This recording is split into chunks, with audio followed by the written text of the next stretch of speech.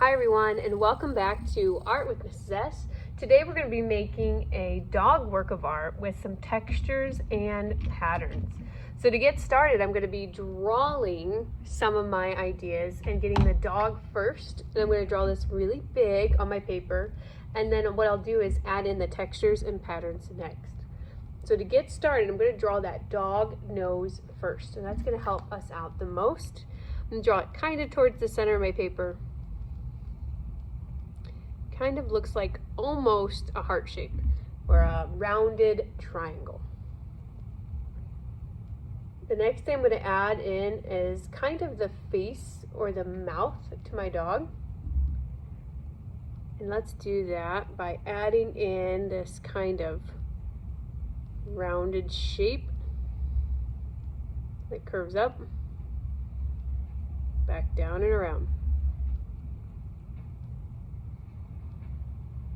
I'm going to add in a tongue underneath that little mouth shape.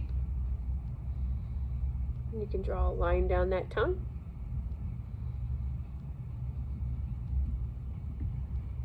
Kind of start seeing the dog's face forming. Underneath the tongue, let's do a curved line. We'll do the eyeballs next. My eyeballs, you can have them circles, you can do ovals, one on each side. You can do a circle inside of those circles. And you can have his eyeballs kind of silly or goofy. If you want the dog's face to be kind of rounded or like he's kind of wrinkly, you can add in these extra lines around the eyeballs to show that he's kind of got some wrinkly skin around the face. We're going to curve around the head, kind of close up that face a little bit. Now notice you can either draw that all the way around, or I'm going to add in some ears next.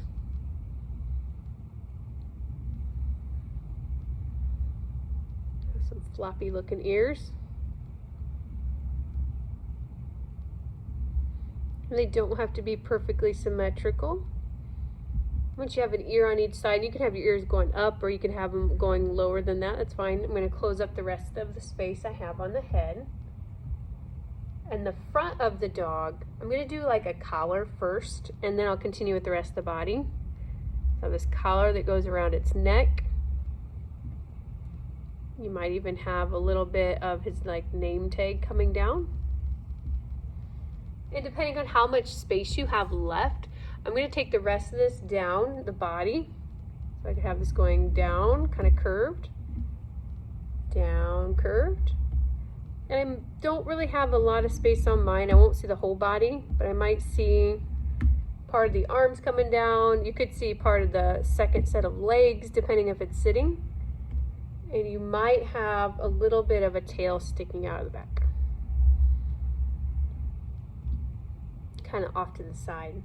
Other nice little details to add if you want to add more wrinkles in the face, make him look angry or happy, or maybe he's drooling.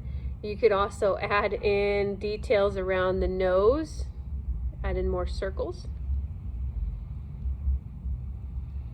Mine looks kind of angry. All right, once you're ready, the background, we're going to kind of keep going with this together. After you get done with the whole dog, we're going to take some lines and we're going to have them going outwards, kind of diagonal from your dog. I'm just going to do 1, 2, 3, 4, 5, maybe 6. Some of you might have space for a 7th spot. I'm just going to do 6. Now what I did was, that's going to make my background divided up in these different sections.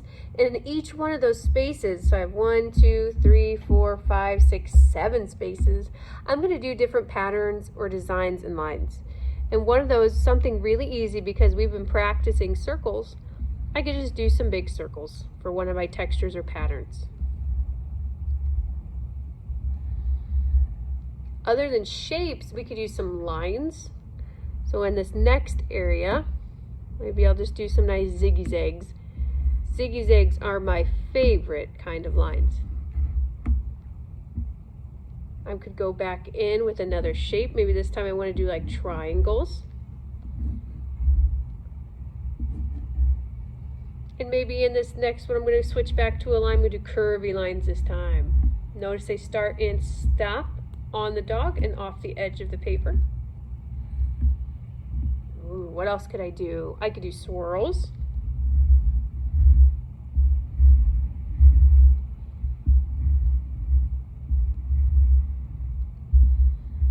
I'm down these last two areas, sometimes squares, going back to another shape. Circles, triangles, and now squares. And in this last area, I'm just going to do some straight lines to finish up my design. I'm be careful I'm not putting the textures and patterns on my dog. They're in the background around the dog. All right, and I'm all done drawing my dog with the textured patterns and backgrounds. I'll be ready to outline and add some color next. Thanks for joining me today. I can't wait to see your awesome dog art.